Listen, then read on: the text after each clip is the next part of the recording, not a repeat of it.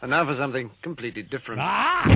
Forget everything you've been told by others before. Get ready for the real deal, the full story, real talk about money, markets, life. Now, it's The Real Investment Show, presented by RIA Advisors. Welcome to The Real Investment Show. I am Danny Ratliff here with John Penn for Financial Fitness Friday. Thank you guys for joining us. Houstonians, some of you may have gotten some rain yesterday or last night. I'm extremely jealous. We did not. But, one of these days. I was getting excited last night. We had some gray clouds rolling in. Thunder was rumbling. Scared my dogs. One was hiding in the closet. I was like, finally, this is it. I was about to do a rain dance, and then all of a sudden the skies parted and no rain. Yeah, par for the course here these days, unfortunately. So a lot to get into today. Obviously, big day for the markets with Jerome Powell's speech at 10 a.m. Eastern this morning. I think everybody's waiting. Markets sold off a bit yesterday. Yields popped. We saw the 10-year at 4.25. 2-year just popped above 5 once again. Markets sold off, I think, in anticipation, not knowing exactly what Jerome Powell's going to say. A lot of interesting data. Yesterday we had initial jobless claims, came out a little bit under expectations, so 230,000. Did have durable goods orders down 5.2%. Now, you strip transportation out, not nearly as bad. Transportation was a big part of that. But, interesting data that the Fed once again is going to have to deal with in light of, you wondered, is Jerome Powell, was he changing his speech yesterday as he prepared for today? Really interesting to think about what he is going through his mind. And does he say, listen, guys, we have tamed inflation, we're going to be good? Or does he come out and say, hey, we're going to stay the course? How do the markets respond to that? And I think that's going to be what everybody's watching for at the moment. Not a lot really has changed outside of that. I mean, the narratives remain the same. Inflation has been coming down, yet not nearly as quick as what the Fed has hoped. And I think all of us in general, because we haven't seen that deflation. I think a common theme, I know you're talking to a lot of people, John, is that, hey, I'm still paying more. And 3% is still 3% over what we had last year and the year prior. We're not actually going down. Nothing's getting cheaper. And I think that's a big concern among many, many households. Are you seeing the same thing? I am, especially when we're putting those budgets together for financial plans, and we're really looking at expenses and what it costs for your basic living expenses to start getting our arms around this data. And those expenses especially for grocery items, those aren't coming down. It's just amazing still. Just when we go to the grocery store, I look down at what I buy and I was like, did I really just pay that for that? Really? So yeah, we're haven't seen the prices come down on that either, Danny. Yeah, so speaking of that, we do have University of Michigan consumer sentiment coming out this morning as well at 10 a.m. Eastern. So, be interesting to see what people are feeling and thinking about the overall economic environment. And I can tell you this, this is something Lance has been talking about for a long time, that we would see some type of pullback. This is natural, just part of the markets. And it's not something that, we should be as concerned about as I think many are. Now, granted, there's still many headwinds out there. We've discussed them over and over again. I think it's much easier to create a big cons list than probably a pros list at the moment. And I think the conversations that many people are having is that what is going to be the catalyst for future growth? And unfortunately, if we looked at that at the very beginning of the year, we'd have that same exact conversation. Yet, market has a lot of these things priced in at the moment. Not to say there could not be the black swan event, and I think that's what everybody's holding their breath for. What else occurs here? And so having a lot of conversations about major shifts within portfolios. People have a lot of concerns, really looking at a lot of fixed income. And I'm not sure if you're seeing that exact same thing, where people are a little bit more comfortable saying, hey, you know what? Yields have popped. I'm good getting, locking in some type of yield for a portion of funds. And I think that's not a bad thing to be thinking about, but understanding what the good and bad implications are long-term for your portfolio, because the problem here is that we want to rationalize exactly what's going on. And sometimes the market may be looking so far out that they say, hey, you know what? The light's at the end of the tunnel. Things will improve. I know that's probably a harder argument for many of you to make, but it's certainly there. And we have to think about that when we're making this argument. Yeah, I think so too. I mean, to your point, Danny, at least with the Fed being so aggressive with raising short-term interest rates, I mean, your yields on the short end of the curve on those short debt instruments, your money market accounts, your savings accounts, short-term treasuries, short-term CDs, for money that's, part of that financial vulnerability cushion, if I can talk this morning, your cash reserves, your emergency fund. I mean, you can use those instruments to, improve your overall yield on your savings for the first time in a long time, right? And Danny, as I'm visiting with folks too, there is this, I don't know, there's kind of a camp out there sometimes where folks are very doom and gloomish just about the market and the world in general. And yeah, I mean, we're aware of the risks that are out there, but are we ready to tell folks to go get in your bunker in your backyard and eat your canned peaches, and we're going to go be buying our groceries with gold coins? I mean, we're not there, but are we aware of the risks out there? Yes. So to your point, it's all about balance and it's all about perspective, right? Yeah, absolutely. Well, and I think that you have to understand, looking at this year has been such an interesting year, because when you look at the indexes as a whole, they've been up, but we've talked about the market breadth. Participation's been extremely narrow for the majority of the year. Mm-hmm. We saw in July that improved a bit. Now we're hearing this pullback, which is really, natural for markets in many ways that, you could argue that's probably healthy as well. But, looking at, that sector rotation, there's an article out right now. Vanguard says value stocks haven't been this cheap to growth since the COVID outbreak. We've seen NVIDIA just knock the cover off the ball once again here 2 days ago with their earnings, and stock's only up 2% since then. Mm-hmm. Yet this morning, new analysts come out and said, hey, we're going to put a price target of $1,100 on it. And so, I think that, markets are getting frothy in a lot of areas. There is reason for concern or caution. This could be a great time to rebalance portfolios, get a very good understanding as far as what that risk tolerance is. It's always eye-opening, I think, and we've been doing this for a very long time. And when you get a little bit of volatility, people really begin to understand as far as what their overall risk tolerance is or what they think it is. Now, the problem is that, we know inherently what we should be doing is buying low and selling high, yet it's probably one of the more difficult things to do for an investor in general. And because when things are bad, we always say, shoot, let's get out. Things are only going to get worse. And we kind of live in that world where, you get that echo chamber where, you start looking something up and all of a sudden, or, shoot, I'm sure you've heard this. You've had a conversation with somebody. Next thing you know, you're getting ads on that specific product or that ideology coming into your, whatever the ads are within your phone when you're looking up internet searches. It can be a self-fulfilling prophecy in many ways, and you also need to start looking at both sides of the coin and not just one way. Because what if you're wrong? And that's one thing we have to do daily is kind of test ourselves and say, guys, all right, well, we believe this, but what if something else completely happens, right? And there's going to be some things that maybe you just say fundamentally we're going to hunker down. This is what we believe, but in other areas you may need to remain nimble. Absolutely. I think sometimes as investors, it's very easy, to your point, Danny, to get caught in this mindset that, hey, outcome X is going to be the outcome. This is what's going to happen. But for all we know, it could be outcome Y or outcome Z or outcome L or outcome number 9. I mean, you have to be flexible and you have to be able to pivot and make adjustments. And that's all part of what you're saying too, is just really look at how you're invested. How are you positioned? At the end of the day, how much risk are you taking? What is your comfort level for risk, right? All important things to consider. Yeah, absolutely. So when we get back, we're going to talk about retirement begins in 5 years. What are the 5 things you need to do first? And John has a bonus for you, so we'll actually get to 6. So you're listening to The Real Investment Show. We'll be right back.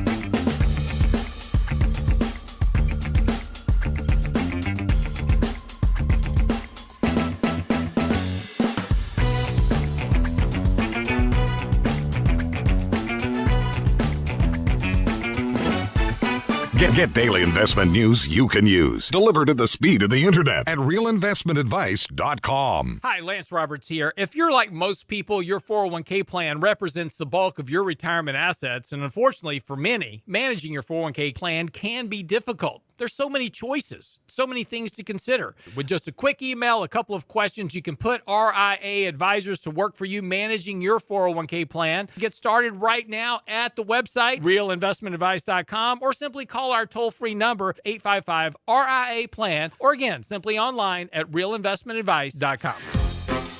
The Real Investment Show YouTube page has all of our videos ready for your easy access. From 3 minutes on markets and money to each day's radio shows like Technically Speaking Tuesday, Financial Fitness Friday, and the latest analysis from Lance Roberts and Michael Leibowitz. Subscribe and bookmark our YouTube channel for The Real Investment Show, or just click on the show links at realinvestmentadvice.com. Health and financial security touches everyone within your organization. Offering benefits for all doesn't need to be complicated. Hi, I'm Tom Allen, Senior Benefits Consultant at RIA Advisors. RIA Benefits provides independent expertise to find solutions that speak to the mission of your business, the culture you want to establish, and the budget you are able to work within. Book a free consultation with me at realinvestmentadvice.com/retirement, and we'll find a solution that takes care of your most important asset, your people. realinvestmentadvice.com/retirement, realinvestmentadvice.com. And now, another page from the Real Investment Advisors Investing Manifesto. Bulls win in bull markets. Bears win in bear markets. Eagles soar above and take advantage of opportunity. Let us help you soar as you reach your financial goals with RIA Advisors. Neither bull nor bear. RIA Advisors, 281-501-1791 or online at realinvestmentadvice.com. The Real Investment Show.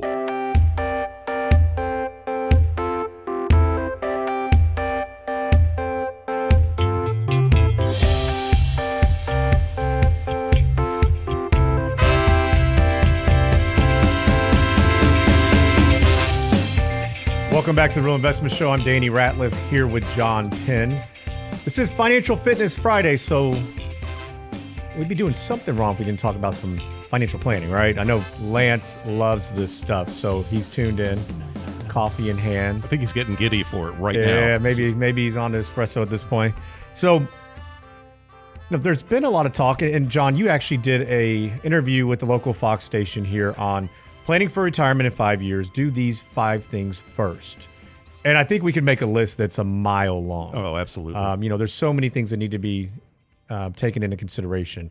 So, I think the biggest, you told me the one thing, and I think a lot of TV stations have a tendency of doing this when they're interviewing somebody. They kind of throw you, something from right field you're just not expecting and say, oh, hey, by the way. And I always find this, it's like, hey, it's going to keep you on your toes. A little bit fun. Maybe, you're like, oh, well, we're going to switch gears here a bit. But one thing they asked you to kind of start off was, what's the magic number, John? What do we need to retire? When can I hang it up? Yeah, that was great. Right out of the box, live. This wasn't pre-recorded, right there on the spot, live TV. And I thought, I had all my talking points. I was ready to go. And the answer right out of the gate was, so tell us all, how much money do we all need to retire? And I was like, well, let's talk about that, because it's different for everybody. Well, and that's a whole interview in and of itself, that could right? last. We could talk forever about that. And the problem with television, they don't tell you if they're going to give you 3 minutes, which goes by in the blink of an eye, or they're going to give you 7 minutes, right? I mean, you could take a whole segment there on this. So what was your response to that? I said, it's the answer that nobody wants to hear, and it depends, because it's different for everybody. And a lot of it comes down to really, what are your expenses? What is your debt? We talk to folks all the time. The folks that usually have the, most successful financial plans or the least amount of stress in their retirement are folks that have very little to no debt. So, it's just so different for everybody. And what's amazing is, I know you visit with a lot of folks too, Danny, but, that number, quote unquote, the size of the portfolio from one family to the next, all is so different. And there are folks that have, a lot of zeros behind their name in their bank account and in their investment accounts, and their financial plans are pretty stressed because their spending is extremely egregious. Then there are folks where maybe they have more of a moderate means, but because their expenses are very well in line and they have very little to no debt, their plans actually look better than the others. Yeah. Right? Absolutely. I tell people all the time, I've told people with, $500,000 they can retire. I've told people with, tens of millions of dollars, it's just not going to work. Right. There's no way to make these numbers, stretch these numbers with what your expectations are, what your goals are. And the problem is, I think that when we set that number, is that so many people feel like, okay, I've got to get here, got to get here, got to get here. And unfortunately, especially if we're a little bit later in the game starting off, right? And I get it. We talk to people all the time. Raising kids, life's expensive. The things pile up. We talked about on Wednesday just the cost of extracurricular activities. And I know, that's probably a topic that's very close to you. Your girls are older now, but you've just been through that and understand that. Absolutely. And so you kind of get to that point where, okay, now you can supercharge your savings. But what many people do is instead of just thinking about the savings, they'll say, well, I've got to make up for lost time. I need to be super aggressive here, regardless of market conditions. And so, putting that number can be good and bad. And I think that, we always need to have a goal in mind. But many times when you give somebody a number at a really young age, what happens? They say, there's no way. Yeah, it's like you're trying to climb up Mount Everest, right? Yeah. It's like, how am I going to get to that number? Well, you just start and you just chip, right? Well, it's a step, you climb it step by step, right? I mean, just like anything else we do. I mean, but you have to start small and keep that mindset, and then understand that, set goals along the way. So I think here's the bigger problem is that we don't set smaller goals as we're trying to reach the bigger goal. We just think this is it. We're going to get to this point. But say, okay, each year, every 6 months, I want to, reevaluate where am I? What am I doing? Do I need to make changes? Do we need to save any additional money? Is there bandwidth for that? Do you cut expenses in some ways so it allows you to save more? And I think many times because we're just so inundated with these little expenses, right? Your Netflix, your subscriptions. I mean, shoot, I tried to buy something the other day, John. It would not allow me to buy it unless I signed up for a subscription. I thought, I'm not going to get it. I don't need it that bad. Yeah, but you can cancel your subscription in like 2 weeks, right? But Of then course. who remembers to do that? Yeah, That's well, the issue. And all of a sudden, all these subscriptions pile up. You don't realize, oh my gosh, look at all these subscriptions I have in place, right? That's right. Well, I tried one the other day, actually. I was like, I want to see if there's something I don't know about. So I signed up for Rocket Money. This is not an ad. And they give you a 7-day subscription. But I did put it in my phone and said, I'm going to cancel within 7 days if, I'm not getting anything out of this. And I've heard a lot of really good things about these services. I was not impressed personally. Just wasn't. It didn't. I know I have some subscriptions out there. It didn't pick up. I'm not sure why. And maybe it's the companies have gotten smarter about how they actually, bill you, so it doesn't look like a subscription. But something was weird. I thought this is not. It didn't give me what I was looking for. But I think that's the problem is that we have so many of these little things that add up where we don't think, well, it's just $10, it's just $20. But what if you're putting that 10 or 20 and you're putting that in a savings account? You're building your emergency savings, your financial vulnerability cushion, or you're able to put those funds for retirement. Every little bit helps. Every little bit helps, especially, man, if you're younger, you look at, just in addition to your savings, if you can, start a Roth IRA. Contribute to maybe and we'll be talking about Roth 401k here a little bit later too, but just little bits and pieces that you can just put aside now are just add up to be huge later down the road. And the kind of the challenge with some of those subscription services too is if you try to unsubscribe, you have to find the fine print somewhere, and it's usually in like a awful shade of gray color, and I have to get my readers on to find it. It's like they make it really tough, right? And plus, I'm just getting older. But no, they do. I mean, and a lot of times they don't even say unsubscribe. Oh, you don't want this product anymore. Click here, and they send you to somewhere else and somewhere else. Yeah, they don't make it easy anymore, unfortunately. But these are all little things I think that add up. And so, why I think that's a really good question, and I think that's what most people not in the financial industry want to know. And I think you can extrapolate a number, but 2 years ago, let's say you needed $1 million, you wanted, let's say $20,000 from your portfolio. You need $1 million if you want it in a safe asset. Right. You want to go buy bonds, you're getting $20,000 to $30,000 off that max. Now you can get more. We're getting 40 to 50 off $1 million. So that conversation changes based on kind of what's going on, inflation, where interest rates are. We've been in this environment where, for years they said the 4% rule. Now they did a lot of studies with rates so low, said, well, it's actually, closer to 2.5 as far as what you can withdraw from your portfolio. And so I think we have to be mindful of the changing environment that we're in. And so that number can change very quickly. Now it may be a little bit less, but you say, okay, but everything else has gone up, so that money doesn't go nearly as far. So we have to keep that in perspective as well. But so let's jump into these 5 tips if you're going to look at retirement. I think that there's many more we can discuss. We'll probably throw some more in here. But number 1 was build a plan for your health insurance. What do you see when somebody's trying to plan for that? And especially maybe if you're not 65, because many people say, hey, we're going to wait till 65 to retire. We find out that more than half the people out there, they can't make it that long. Right. Or it's I think whenever we put plans together, Danny, financial plans, typically that expense that can derail a plan or add additional stress to the plan are what your medical expenses are going to be, right? I mean, that's what those unforeseen medical expenses can, or just medical premiums, can be very detrimental to a plan if you don't plan ahead for that. So it's good to get an idea. So if you're considering retiring before 65 years young, will your employer's plan allow you? Some employers will allow you to stay on their plan, maybe at an increased premium. Maybe there's like a gap or a bridge type of a platform in place where they allow you to remain on their insurance. Let's say you retire at 61 and they allow you to remain on their insurance plan up until 65. It's no longer subsidized. Right. Yeah. Or maybe you can if that's not an available option, maybe you can utilize COBRA for 18 months, but then at some point or maybe your spouse is still working, maybe you can be covered by their insurance coverage, or at the end of the day, you're going to have to go out there and shop and look for a private policy. And it makes sense to just look at what's available in your local marketplace and just see what you may pay for private premiums, for private medical insurance. And, those can be a little eye-opening at times. Oh, I think extremely. And so we do see a lot of couples trying to navigate this and determine, okay, if we're going to retire prior to 65, does one of us continue to work until we reach Medicare age? And that way we can stay on somebody's health care plan. I see that quite a bit. And a lot of times they may both think they're going to retire early, and then we visit and say, well, here's your current healthcare expenses. Here's what you should expect. And they say, whoa, that's not going to work. Or it just doesn't even work within the financial plan. And so know what those costs are going to be.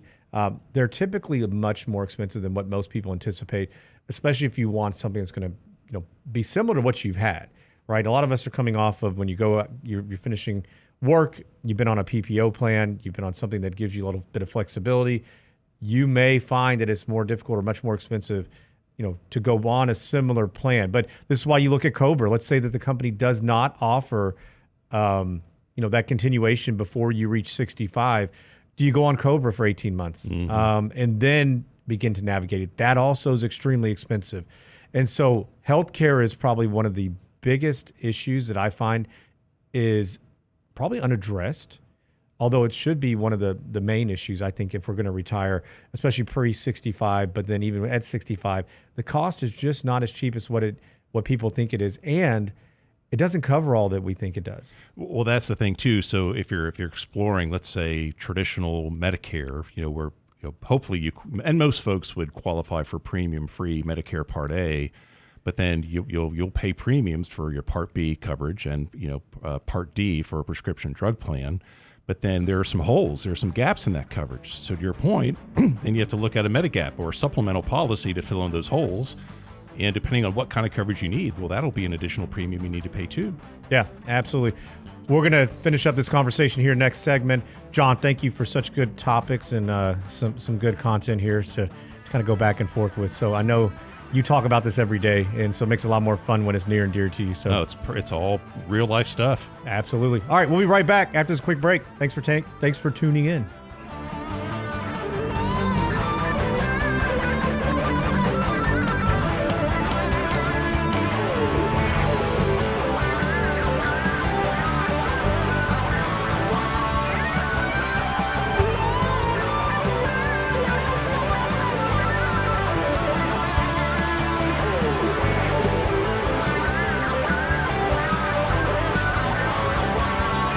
The Real Investment Advice blog. It's required reading for the informed investor. Catch it today at realinvestmentadvice.com. The Real Investment Show YouTube channel has all our videos ready for your easy access. Now with the new and improved Before the Bell reports, Candid Coffee, and Lunch and Learn replays, plus each day's radio shows like Technically Speaking Tuesday, Financial Fitness Friday, and the latest analysis from Lance Roberts and Michael Leibowitz. Subscribe and bookmark our YouTube channel for the Real Investment Show, or just click on the show links at realinvestmentadvice.com. realinvestmentadvice.com.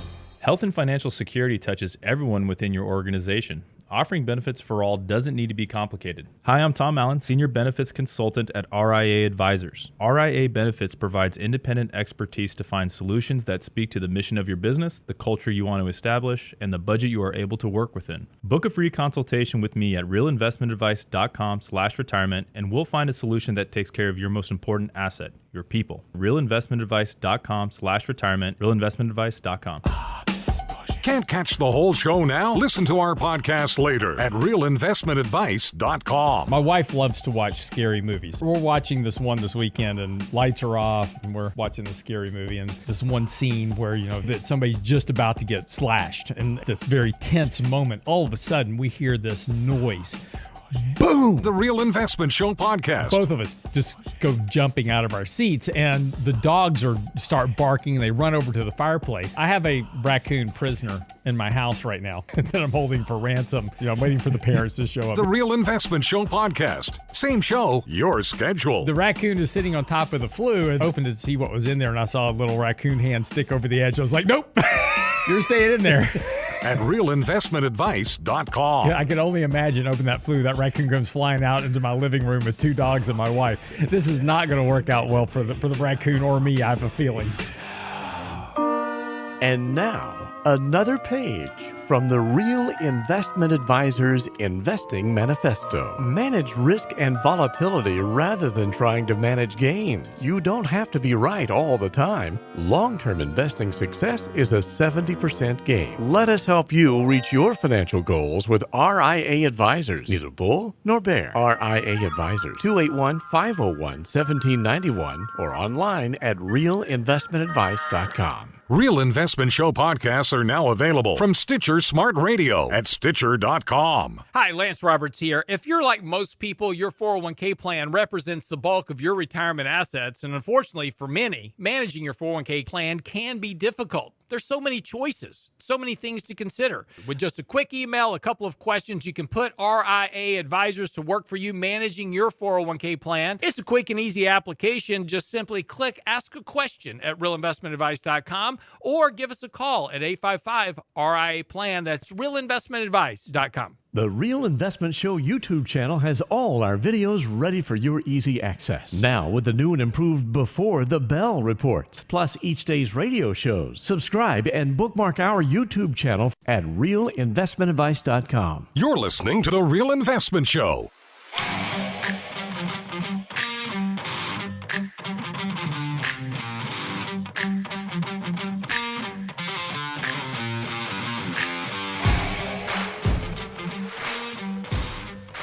Welcome back to the Real Investment Show, Financial Fitness Friday. I'm Danny Ratliff here with John Penn.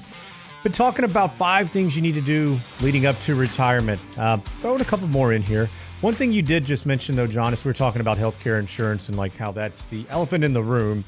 You did mention qualifying for Part A Medicare. And I think that's one thing that most of us take for granted because most of us have either worked our 40 quarters or we have a spouse that's still working or that did work their quarters, and then you're able to claim those benefits as well.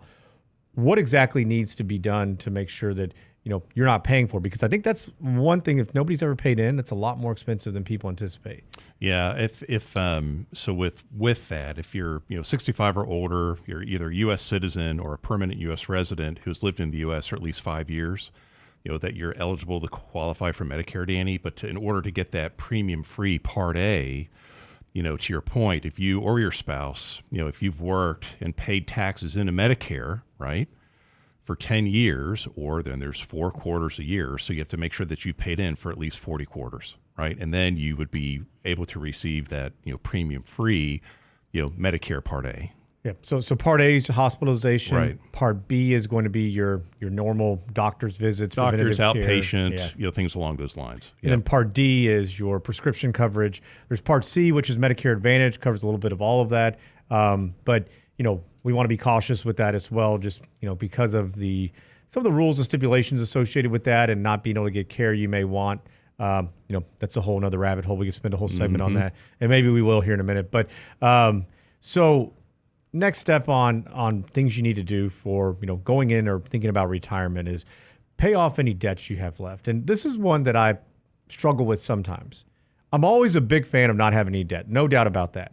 But I think if debt's used strategically, there can be some benefits to not paying it off, right? If you have a mortgage at 2.75% or 3% and you can get 5% in a money market right now, use a little bit of arbitrage, right? Mm-hmm. I think that those funds, and also then you have to think about the debt that you're paying. You're turning, we talk about this often, that you're turning liquid into ice. And so all of a sudden, something that you're easily accessible is not as easily accessible if you need cash from it, right? Yeah, I think it goes down to just what the debt is, and to your point, what is it costing you? I mean, obviously, if you have very high interest rate, variable rate debt, credit card debt, you want to start paying that down now, sooner rather than later. And to your point, if you have a mortgage in there with a rate of, I was visiting with folks earlier this week, their mortgage is 2.25%. Wow. That's great, Yeah, right? I'd love amazing. that right now. Heck yeah. That is fantastic. So really here, you need to set, just like we talk about a hierarchy of savings, where do you save first? What is the, what's the path that you need to go down to make sure you're putting funds aside? Same thing with savings. And so we always encourage you to go and look at and say, okay, what's my highest interest rates? Start paying those down first. But then understanding, when you're creating your budget, what that looks like as well. So step number 3 would be build an estimated budget for what you'll be spending. And obviously debt goes hand in hand with that. And the more we can reduce that, the more cash flow you have that maybe opens up for additional spending in other areas. So your thoughts on the budget, because I know it's something you deal with daily. Yeah, and I know budgeting kind of can be like a little bit of a 4-letter word in the industry, but it's important. And it's an exercise that you go through to really get your arms around not only what are you spending now, but what do you think you may spend when you're in those retirement years. And let me take a step back, and we'll spend a little bit more on the budget here. Retirement means it's so different for everybody. Sometimes, Danny, I hear from folks, hey, at this age, that's it, I'm done. I don't plan on working anymore. Or it's, hey, at this age, I'm going to work less. Maybe I still have some earned income coming in. Maybe I have some consulting income coming in.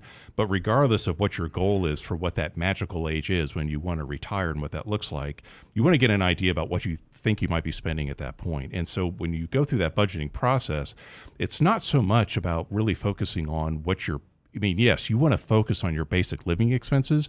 What does it cost you to run your household? What do you think it'll cost to put food on your table, put fuel in your vehicles, just to run your house? But then you want to look at other expenses too, like, well, do you want to travel? Do you have philanthropic? Do you have charitable intentions? Is there a family member or a loved one, young or old or both, that you may need to support financially? And let's start putting some numbers and some timelines around this, so that way you can be as prepared as possible when you start transitioning into that phase of life.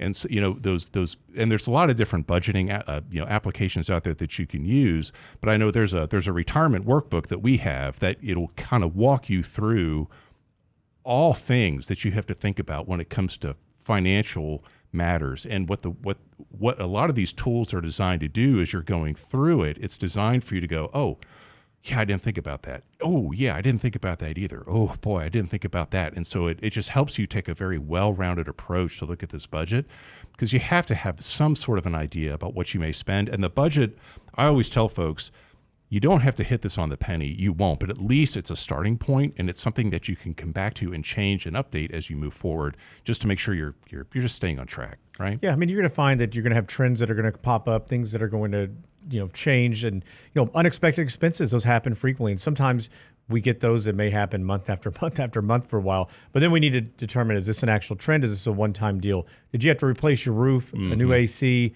car broke, something of that sort, or did you just spend more money in these areas? Is there ways that we can cut back? But I think the budget is really good, especially when you look at it, okay, what is it today? What is it going to be in the future? And what we know today, that helps us kind of back into what numbers you can save. Now, we talk about what it is in the future. When you switch from being an accumulator to a distributor, now it serves a different purpose. And that purpose is a lot of times, like we talk about, we want to know what your needs, wants, and wishes are. So you need to keep a roof over your head. You need to be fed and clothed and safe, and pay your normal bills, all the things just for you to sustain life and be, do the things you want to do for the most part, right? But then our wants are, we want to travel and we want to spend X amount. We have these hobbies. We want to spend X amount on, golf or sailing or fishing, or, I'm just throwing a bunch of different types of things out. But you get the point. We want to make sure that we can start backing in, because also if we get into, bad market conditions, things are not going so well for longer periods of time, we get lower returns than what we expected. Well, if we have to cut, where do we go? Mm-hmm. I think that's what we need to know. But like you mentioned, we're not going to hit this on the penny every single month. There's some of you I know that try and do a pretty darn good job, but just to have that and to kind of keep you within those guardrails, I think is extremely important. And then understanding as far as, what needs to be done. What are your next steps if you encounter some unexpected expenses? Where do you go and where do you pull that out of the budget? Or are we just over for the month? And so understanding that, but I think that goes back to debt too, because if you pay off that debt, and then understanding what type of income you have coming in. So we love, there's an old saying, it's like the 3 or 4-legged stool. If you have a 2-legged stool, you have income only from 2 places, you're a little bit wobbly if things go wrong. But if you have multiple sources of income, even better. And so we want that stool that's going to be, it's going to support you. It's not going to have any issues. We don't have one leg that's way shorter than the other. And so understanding your automatic income, Social Security, do you have any pensions? I know that's a 4-letter word for most younger people because we'll never see them, right? But I think it's really important for you to understand how you utilize these. Do you take the lump sum? Do you take the income? Do you have any annuity income? Do you have rental income? What else is out there? And understanding as far as what that looks like on a monthly basis, understanding exactly when that automatic income starts, especially with Social Security. We find that more than half of recipients take it prior to full retirement age. That's right. And especially, so you mentioned, pensions, or any sort of, annuity income stream, right? So something that you really want to make sure you pay attention to are, especially if you're married, if you have this, let's say you are fortunate enough to have a very strong pension, you have a really nice stream of income there, really you need to really examine what the survivorship options are too for your significant other. I mean, is that pension just based solely on your lifetime, meaning heaven forbid I predeceased my wife and all of a sudden that income is gone, right? Or, does it make sense? Is there some survivorship options where, maybe your income stream's a little bit less right now, but heaven forbid if something happens to you, your significant other, your loved one, will still continue to receive that income stream throughout their lifetime as well. So there's, just like when it comes down to Social Security and looking at what is the right time for you to take Social Security, how does that decision affect your loved one? Same thing when it comes down to your pensions and really reviewing what your survivorship options are for those who survive you, right? Yeah, I mean, I think that there's no doubt this needs to be a conversation, especially if you're married. It has to be a decision that you both make. You understand the repercussions if you take it one way or take it too early, especially if you're the breadwinner. Understanding the ramifications of a pension. I think a lot of pensions are really good, but we've seen a change for years. We couldn't go out on the open market and find, talking about annuities, mm-hmm. You couldn't find an annuity that you could put funds into and pay you as much as what you'd receive out of the pension.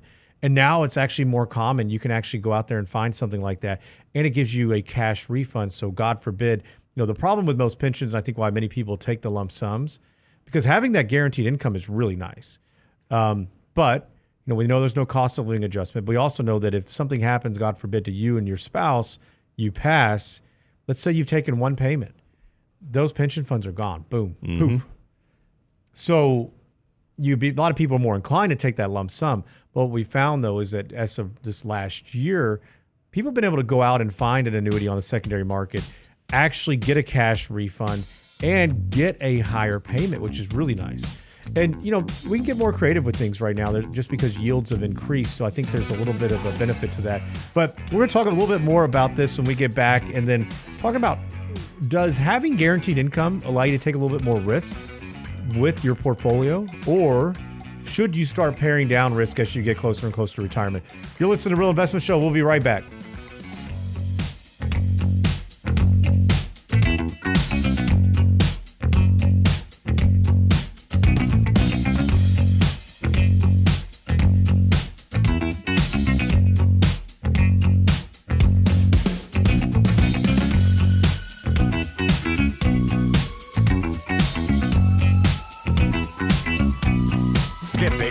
News you can use, delivered at the speed of the internet at realinvestmentadvice.com.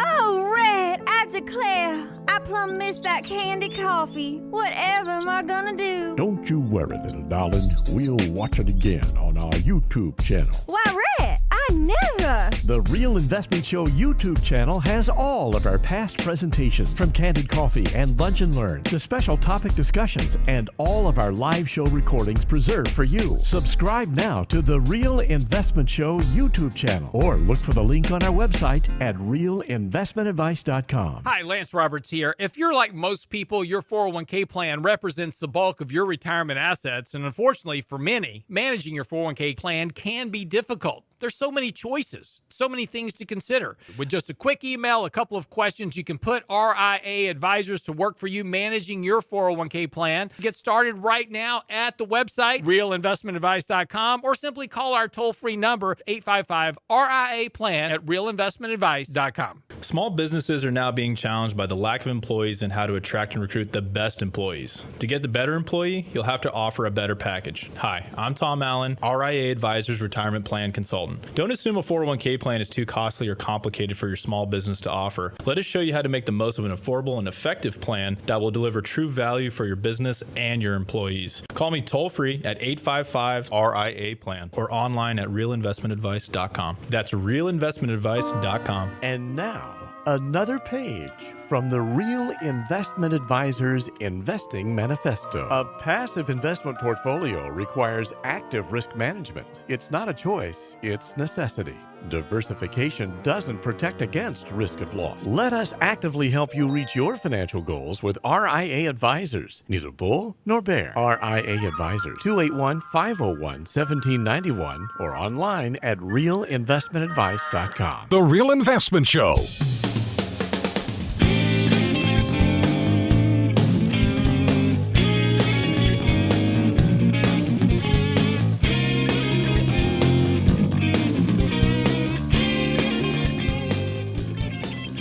Welcome back to the Real Investment Show. I'm Danny Ratliff with John Penn. Rich Rosso is out today, so Janet Yellen has left the building. I'm not even going to attempt it. Come on, man. No, Somebody's got no. to. No, it won't be me. I can promise you that. Did y'all know yesterday was the number one day, according to a company called Flamingo, for people to call in sick? Really? I'd always thought it was a Super Bowl, the day after, right? But evidently yesterday said the number one reason was stomach bugs. And I guess it makes sense with all the kids going back to school. I know my kids come around like, don't breathe on me, get away. I don't want those germs. But yeah, I thought that was pretty interesting. I never would have. Somebody actually brought that up to me yesterday. A client did. Said, did you know this? I said, I had no idea. So I looked it up. Sure enough. August 24th, huh? I had no idea. Yeah, August 24th. Obviously, I didn't call in sick. Yeah, here we are. We are. Yesterday. Oh, sorry. I'll see you later, Danny. Yeah, no worries. Whatever. We'll get along, I suppose, John. Absolutely. So understanding automatic income, I think, is really important when we're talking about building out that financial plan, getting a really good grasp as far as what you need from your retirement plan. Oh, and by the way, Lance, I know you love financial planning so much. I did update your plan during the break. It's a no-go, bud. Sorry. You're still stuck with us. You're still stuck. But, I think a big conversation, we talked a little bit about this earlier, where people feel like at the very end, they have to ramp up risk quite a bit. And there's actually been studies showed that if you do have guaranteed income coming in, that, it can be beneficial longer term. But for many, I think that if this is all you have, ramping up risk can be a problem. And I always equate it to, and you think about this, John, it's like if you have $1 million and you make 10%, is it life-changing? Probably not. Is it nice? Absolutely, right? I mean, you can do a lot with $100,000. But what if you lose 10% or 20%? Is that life-changing? I would argue it's more life-changing than making a little bit more. And so we have to be cautious with this, and you have to understand kind of the overall, this is why getting a good grasp on the big picture and understand, what is this money for? What are the objectives you're trying to reach? And can you get there? And making just a little bit more, is that what you absolutely need? Now, granted, there wasn't many alternatives here a couple years ago because rates were just so low. You had to go out and fight in the markets and try to get those returns. And I'm not saying, and I'm not, suggesting anybody should just get completely out. But I also think we need to understand that maybe you just don't try to hit a grand slam every time you come up to bat, and that singles, doubles, and triples certainly are nice when we're building out a financial plan in the portfolio. So, one suggestion within this article was start converting money from high risk to higher certainty investments over time. And I know you've seen some success with this, but you have to know where you are, and eventually you'll find that number that you kind of need to be at to reach those goals. Or we're going to have to readjust our goals, right? Well, that's it. So, I'll tell folks, because I hear that too sometimes, Danny, where it's like, hey, I'm getting closer here. I feel like I really want to ramp up and take more risk as I'm really heading into my kind of that transition period into my retirement years. And look, folks, sometimes taking more risk, that is not the answer, right? Because to your point, it can be more detrimental. But what I also find too is that, when I'm looking at financial plans with folks, Danny, let's say they have an age of, let's say 62 or whatever it is when they want to retire. A lot of folks are open to the idea of, well, maybe I'll just work a couple extra more years. Just work a little while longer. Or, hey, I'm just not going to work the crazy hours I'm working right now. I'm just going to scale it back. Maybe I'll work part-time or just go find something else. And so maybe I'm not making the income that I'm accustomed to. I'm making less, but I'm not having to fully rely on the portfolio yet either. So I think sometimes rather than taking just, trying to put your foot on the gas and taking more risk with your investment portfolio, maybe work a little while longer, or maybe there are other sources of income out there that you can use to help kind of bridge that, right? Yeah, I think that's really important. And I can't tell you how many times we see somebody who actually retires and then they're like, you know what? I'm going to go back, I'm going to contract or consult, or I'm going to go do something with a friend. Retirement's great, but I do miss the environment of the work environment. I miss, having that purpose or being on a deadline or just achieving, goals. And I think that's always really nice when we look at retirement. So this year alone, especially after the year that the markets had last year, I know a lot of people went back to work. Oh yeah. Or they said, John, hey, I know my plan. I decided I wanted to retire, let's say at 62, 63. I may kind of stick around here for another year or two and let this kind of market work itself out a little bit. Yeah. Or if they do retire, to your point, Danny, it's usually around 9 months. That's usually where I get the call. And it's, John, I'm bored. I'm going back to work. Yeah. My wife doesn't like me being around the house either. Or you see the other spouse go back to work and they're like, man, I can't take this. What's going on? And then, it's kind of funny because I think you begin to see each other's habits and, where you spend money, what you're doing, and where I think a lot of households probably don't have those normal, weekly discussions. And all of a sudden you're seeing you have a front row seat to see exactly what's going on. And it's like, whoa, okay, I didn't know you spent so much time doing X, Y, Z. And so I remember, I can just equate this a little bit when Michelle, we have 3 little ones. And at one point she said, hey, we're going to hang it up and I'm going to stay home. And I thought, this is going to be great. But then she came up and screwed up my morning routine. I mean, everything was so messed up. I mean, I was mad for about 3 months. I was like, hey, this is not how we do things. Okay. She's like, shut up, go to work, get out of here. We made it work. So I do think, you fumble through it for a while. You start to understand your roles and responsibilities, but then you have on the other side of the coin, you have somebody who retires and there's a honey-do list, 2 miles long. And, they're like, man, I thought retirement was going to look way different. In fact, visited with somebody who just retired to a lake, their lake house, sold their other home. And he said, this is not what I pictured. I think we'll get there at some point, but I didn't understand how much work, a lot of these things took and how much behind the scenes things that my wife did that now I'm doing and, just things that I've neglected over the years. And so not spending as much time on the lake is what I anticipated, and I think it's eye-opening sometimes, but you start, you figure it out. Yeah, I think it's just that sense of purpose too, where folks, they retire, hey, I've cleaned up my garage 3 times, John. All my landscaping is done. All my home projects are done. I just miss the people that I used to work with, and I miss that sense of purpose. So that's part of it too, right? Well, I think the people we find that are most successful, actually, they plan for it. So they kind of have an understanding is here's my game plan going into it. They don't just flip that switch. Right. And that's what's unfortunate. We don't get that kind of practice or trial run at retirement. But when you do have that sense of purpose, and maybe it's working at your church or the food bank or a charity, or you're going to help loved ones and friends, I think that's always really beneficial. to go ahead and know where you're going to spend time. And then I think you meet other people like you as well. And so you develop new friendships, relationships.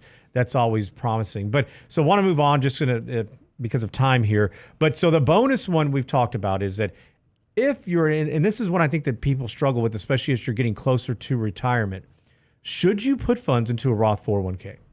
Yeah, great question. So, and it's interesting because Fidelity, Fidelity is a huge retirement plan provider, retirement plan administrator, and now of the plans that they administer, 78% of those plans, 78% now offer a Roth 401k option.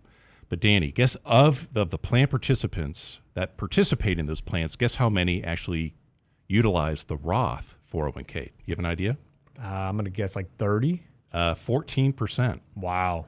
Right. So the Roth 401k is becoming more common within plans, but I think there's still some education that needs to be done around this, and you have to see if it makes sense for you. But what was interesting, the 14% that are currently participating in a Roth 401k, it was a younger generation, ages between 22 to 34.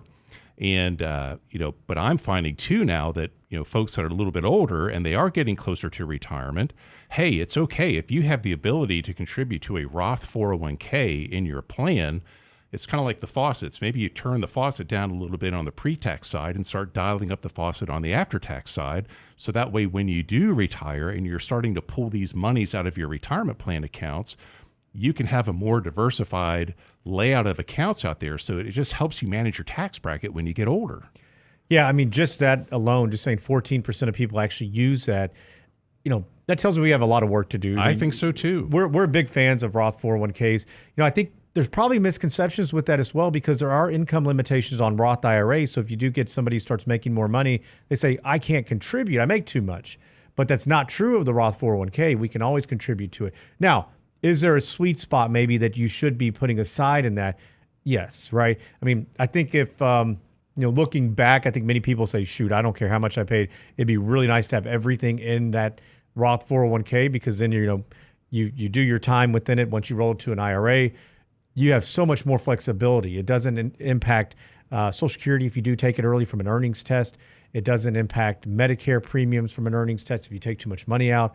And then from a legacy planning intent there, there's a new rule with the Secure Act. If you have a non-spousal beneficiary, your beneficiary has to take those funds out within a 10-year time frame. That's right. And they're still trying to figure out what the legislation means. Are they going to make us take it on an annualized basis, or does it just have to be out by year 10? We don't know. Right now, it has to be out by year 10.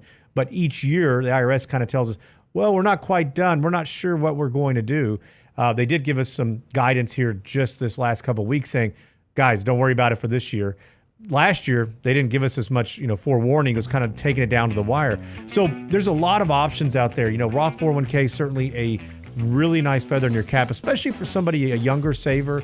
Even if you're older, I think you can utilize it, but know what the overall impact is to your savings, to your financial plan. What type of diversification does this afford you? And I think it's quite a bit when we start thinking about the big picture. But hey, guys, thank you so much for joining us. Hope everybody has a great weekend down in the South. We hope you get some rain. We know we desperately need it. So have a safe and fun weekend. We'll see you guys next week. Thanks for joining.